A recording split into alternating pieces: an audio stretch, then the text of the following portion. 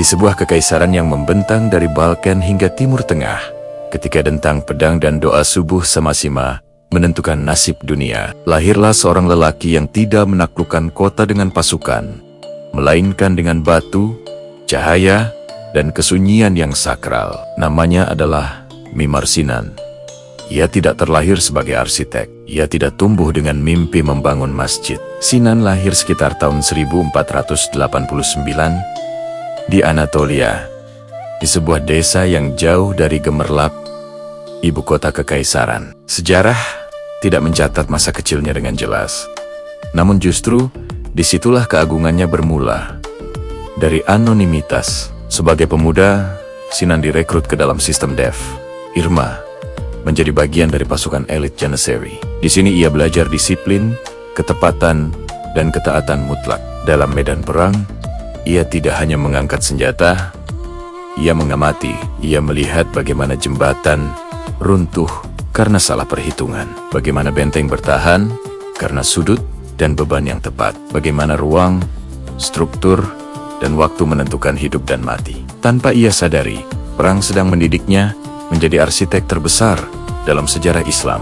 Di bawah panji Sultan Sulaiman Al-Kanuni, Sinan berkeliling dunia, Persia, Mesir, Balkan, Hungaria. Ia membangun jembatan darurat, memperkuat benteng, menciptakan solusi cepat untuk kebutuhan militer dari kayu, dari batu, dari apapun yang tersedia. Dan di sanalah ia memahami satu hal penting.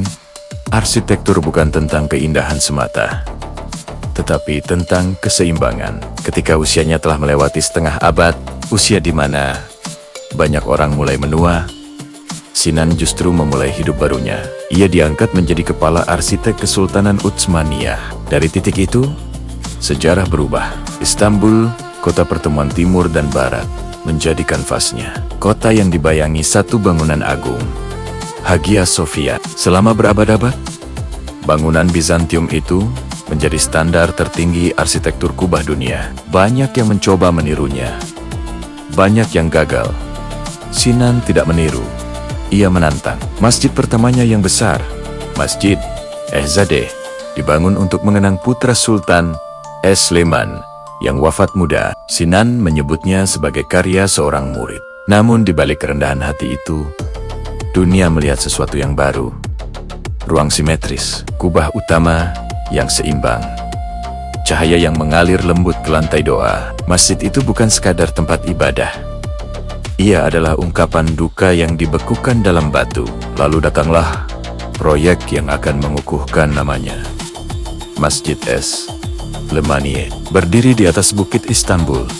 Masjid ini tidak dibangun untuk bersaing dengan Hagia Sophia, melainkan untuk melampauinya secara spiritual. Sinan merancang bukan hanya masjid, tetapi sebuah peradaban mini. Madrasah, rumah sakit, dapur umum, pemandian, hingga tempat singgah musafir.